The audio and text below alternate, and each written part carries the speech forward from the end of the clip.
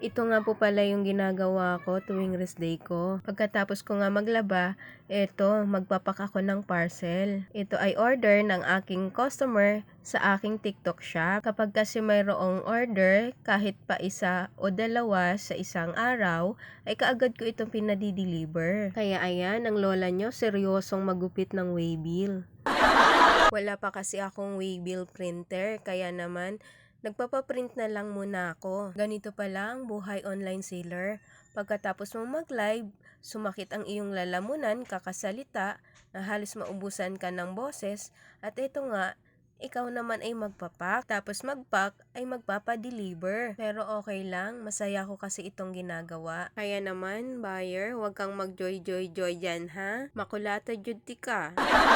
Ayan, napaka-trying hard ko pa nga magpa. Sa veterans nga pala na makakapanood ng video kong ito, mag-comment ka nga dyan sa baba kung tama pa ba itong ginagawa ko.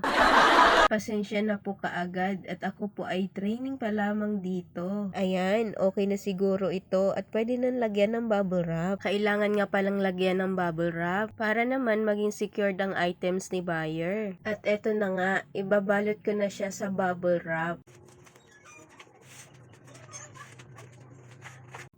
Ayan, naibalot na.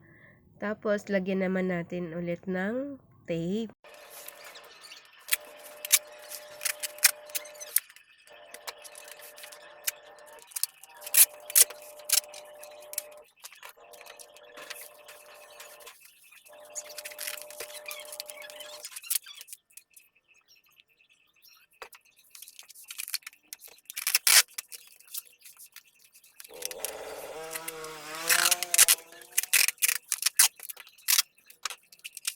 Oh, ayan, 'di ba? Parang nagbalot lang ako ng regalo.